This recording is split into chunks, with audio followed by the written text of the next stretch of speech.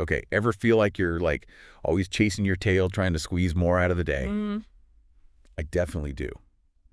But what if instead of fighting time, we like worked with it? Ooh. That's kind of the idea behind the Ayurvedic clock, right? Like Like, the system that maps out like your ideal daily rhythm for peak energy and balance. And our friends over at Masala Monk have a pretty fantastic article. they do. We're going to do a deep dive into all this ancient wisdom today and unpack it. So are you ready? I'm ready. Let's do it. Awesome. So what I think is so fascinating about the Ayurvedic clock, it's not, just some random schedule, right? Right. It's based on the idea of these three like fundamental energies or doshas that kind of ebb and flow throughout the day. Yes, exactly. So it's like your personal biorhythm team, It is. Vata, Pitta, and Kapha. Mm-hmm. Each one governs different functions in your body and your mind. Mm-hmm. And if you know when they're dominant, you can kind of make the most of your day. Yeah. And I think the key takeaway here is that this ancient system really highlights the interconnectedness of our mind and body, and how they work together to influence our energy levels and our overall well-being. Okay, so let's break down this dosha dream team a little bit. Okay. Masala Monk describes Vata as light and airy, like a butterfly kind of flitting from flower to flower. So is that why I get like bursts of creative energy at totally random times? It very well could be. Vata is associated with movement, creativity, like you said, quick thinking. But too much Vata, can lead to anxiety and that scattered feeling. Right, yeah. And then there's Pitta. Okay. Think of it like your inner fire. It's responsible for digestion, metabolism, that like laser focus you get when you're really in the zone. So that explains why I get so hangry if I like miss lunch. Exactly. Okay. And what about Kapha? Masala Monk mentions this like grounding and stable like a mountain. Yeah, exactly. Kapha governs structure, stability, and lubrication in the body. It's that feeling of calm, feeling grounded. But too much Kapha, and you might feel a little bit sluggish or unmotivated. Right. But, the beauty of the Ayurvedic clock is that it helps you kind of tap into the strengths of each dosha while keeping them in balance. Oh, okay. So how does this all like translate into a daily routine? Because Masala Monk recommends like waking up before 6 a.m. So is that some kind of Ayurvedic superpower time? Well, it actually aligns with Kapha time when the energy is naturally more calm and grounding. This makes it easier to kind of wake up feeling refreshed and energized. And interestingly, there's actually scientific evidence to back this up. Cortisol, which is like our wake-up hormone, starts to rise naturally in the early morning hours. So like hitting the snooze button is actually like working against our natural rhythms. Yeah. I mean, you're interrupting that natural cortisol rise, which can lead to feeling more groggy and sluggish throughout the day, and then you're starting the day off on the wrong foot, so to speak. Yeah. Masala Monk actually suggests starting your day with like a cup of warm water to stimulate digestion and flush out toxins, and then maybe some light exercise like yoga or a brisk walk. This can kind of get that kapha energy moving. Okay, so you're like priming your body and mind for the day ahead by kind of tapping into that kapha stability first thing in the morning. Right, exactly. But what about breakfast? Because I'm like definitely a coffee and croissant kind of person. I hear ya. I hear ya. While that might sound, tempting, the Ayurvedic clock actually recommends a lighter breakfast during kapha time. Think more like warm cooked foods, like oatmeal or some snoot apples, Okay. just to kind of balance out kapha's inherent heavy, dense qualities. So no more like heavy, greasy breakfasts. So Okay. I guess I can say goodbye to the bacon and egg sandwiches. It's not really about deprivation, but rather about making choices that, truly support your overall well-being. Because heavier foods can actually intensify kapha's sluggishness, making you feel less energized throughout the morning. Huh. So I never thought about food as having such a like direct impact on my energy levels. So what happens like as we move into the late morning, midday? Does the like energy shift? Absolutely. From around 10:00 a.m. to 2:00 p.m., it's pitta time. That's when that fiery energy kicks in.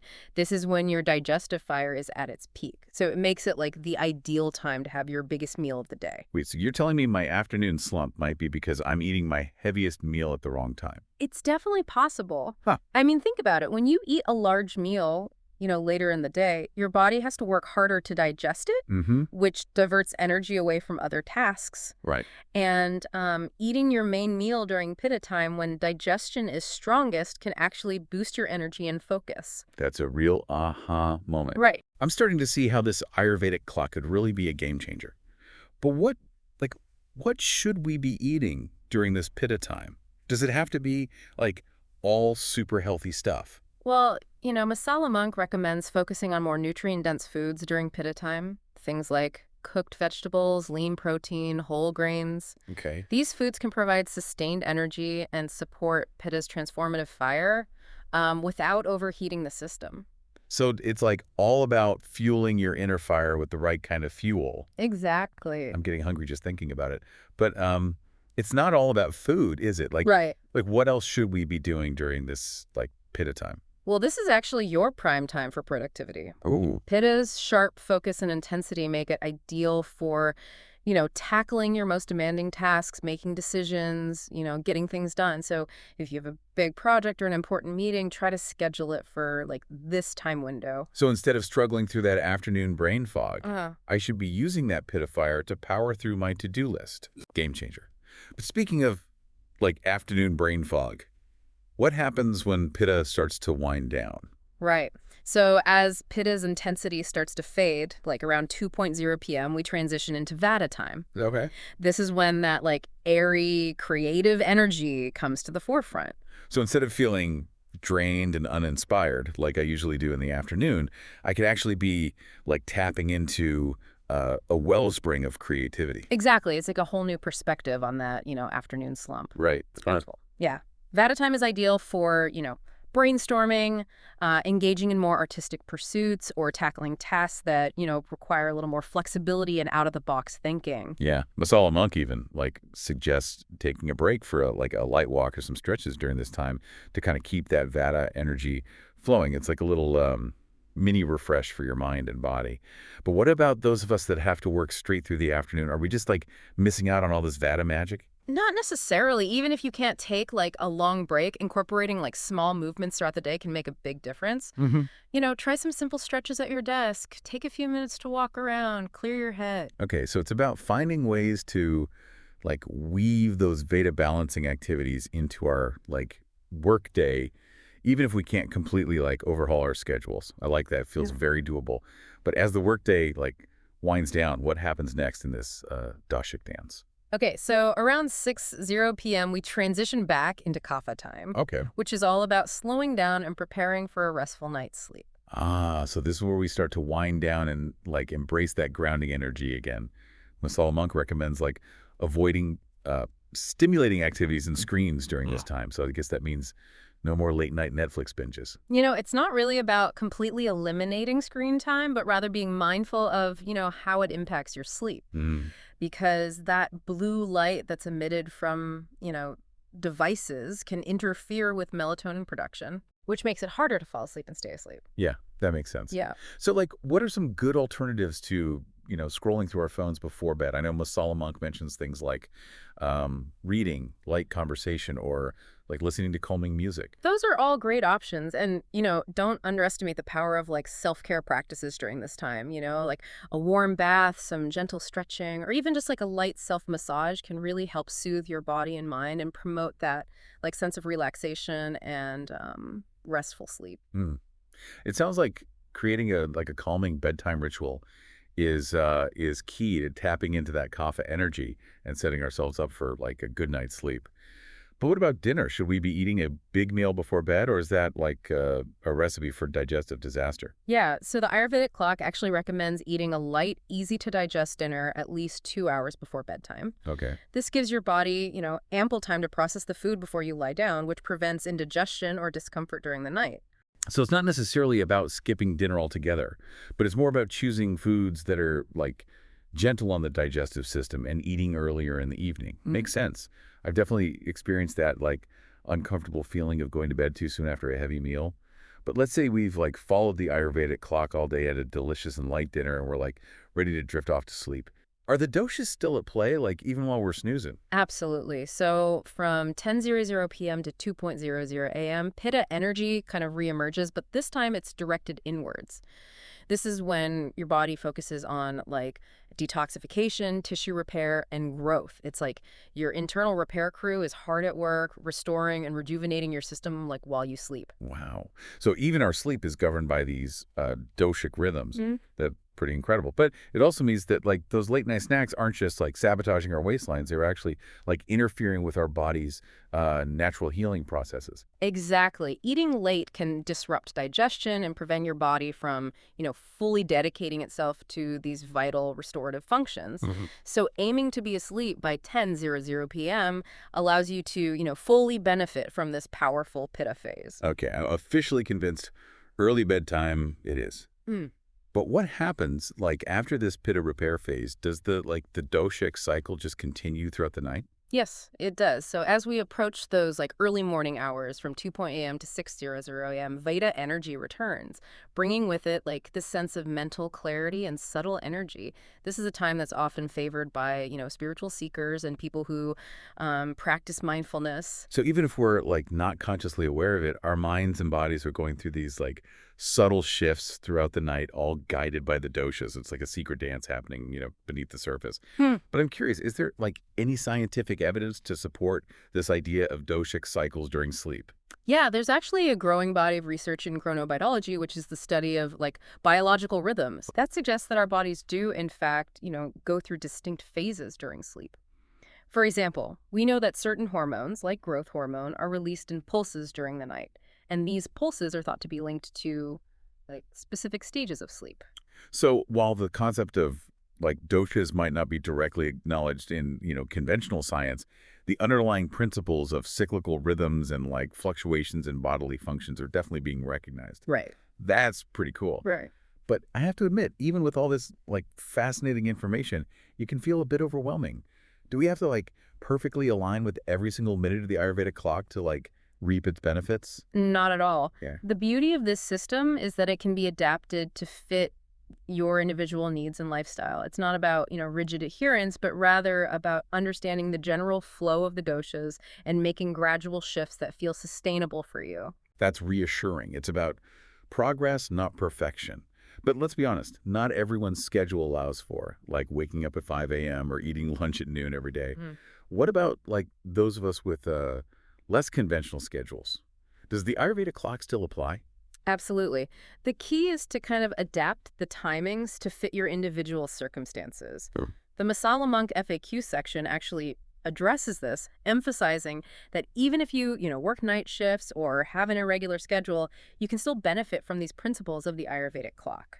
So it's really about understanding the core principles and then like figuring out how to apply them in a way that works for you. Right. I love that flexibility. It takes the pressure off and makes this like ancient wisdom feel more accessible and applicable to like our modern lives. Yeah. But I'm curious, are there any like potential downsides to aligning with the Ayurvedic clock? Could it actually make things like more complicated? Well, as with like any lifestyle change, there can be an adjustment period. You might experience, some initial resistance or find it challenging to like stick to the recommended timings, especially if you're used to like a completely different routine. And it's Mhm. important to, listen to your body and adjust as needed. If you're feeling overly hungry or tired, don't force yourself to adhere like rigidly to the clock. Remember, this is about, supporting your well-being, not creating more stress. That's a really important point. It's not about like becoming a slave to the clock, but rather about using it as a like a guide to help us live in greater harmony with our natural rhythms. But let's be real, like what's in it for us? Besides feeling, more balanced and energized, are there any like tangible benefits to aligning with the Ayurvedic clock? There certainly are. Masala Monk highlights a number of like potential benefits, and these are backed up by both, anecdotal evidence and emerging scientific research. Okay. For example, by eating at times when your digestion is strongest, you can improve nutrient absorption, reduce digestive discomfort, and even support healthy weight management. That makes sense. I've definitely noticed that when I eat like late at night, I tend to feel like bloated and sluggish the next day. But what about sleep? Can the Ayurvedic clock actually help us like sleep better? Absolutely. By aligning with like natural sleep-wake cycles, you can help to regulate your circadian rhythm, which is essentially your body's internal clock. And this can lead to deeper, more restorative sleep, which in turn has like this cascade of positive effects on your physical and mental health. I'm all for anything that promises better sleep.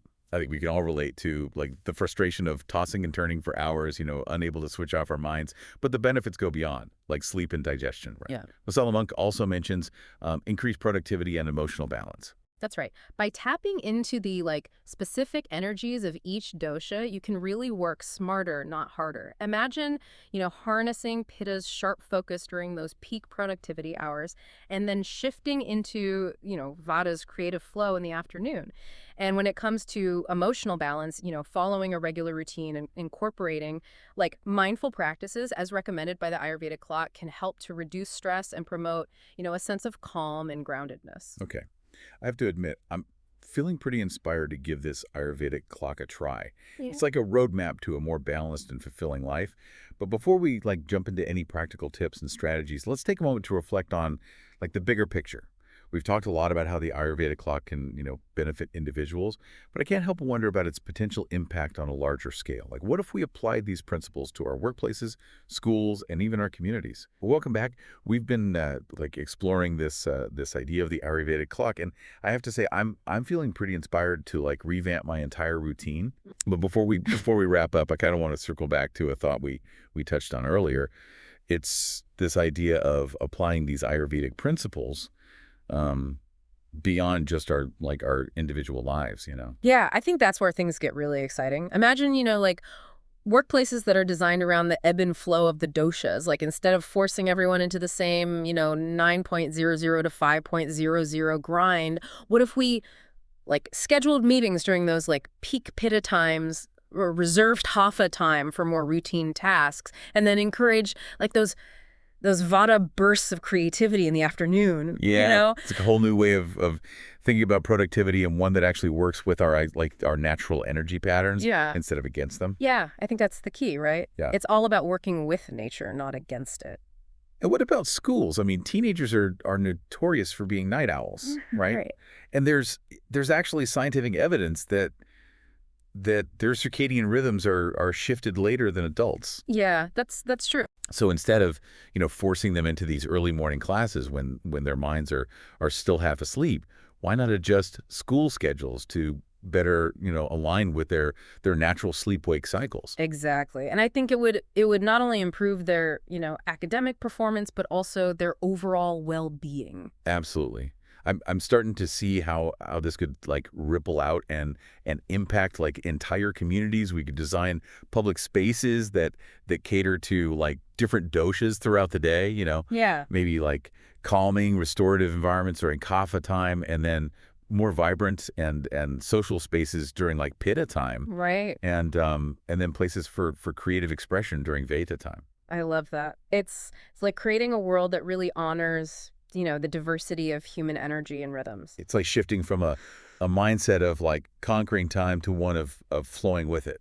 Exactly. But let's be real, implementing these kinds of changes on a larger scale can feel pretty daunting, right? Where do we even begin? Well, I think it starts with awareness, The more we understand and embrace these principles in our own lives, the more we can, advocate for them in our communities and, in the larger world. So it's a ripple effect. It is. Individual change leading to collective transformation. Exactly. But awareness alone isn't enough, right? Right. We also need resources and support to actually implement these changes. Absolutely. And that's where, organizations like Masala Monk come in. They offer a wealth of information on Ayurveda, including practical tips on how to incorporate the Ayurvedic clock into your daily life. They also have, a fantastic line of Ayurvedic products that are designed to support your journey towards balance and well-being. So it's like having a guide and a toolkit all in one. Exactly. But before we sign off, I want to leave our listeners with one final thought-provoking question. Ooh, I love a good brain teaser. What do you have in mind? Okay, so if the Ayurvedic clock, with its roots in ancient wisdom, is finding resonance with modern science, what other traditional practices might hold valuable insights for our modern lives? That's such a brilliant question, and I think it's one we should all be asking ourselves. It invites us to approach like ancient wisdom with curiosity and respect, to explore the interconnectedness of all things, and to recognize that the answers to many of life's challenges, may actually lie in the traditions of our It was ancestors. like we've been given a treasure map, and we're just beginning to uncover the hidden gems of ancient wisdom. And who knows what we might discover along the way, right? Right. Well said. And on that note of possibility and exploration, we're gonna wrap up this deep dive into the Ayurvedic clock. We encourage you to check out Masala Monk's website for more resources and to experiment with incorporating these principles into your own life. You might just be surprised at the transformations that unfold. Yeah, I agree. And until next time, may you find harmony with the rhythms of nature.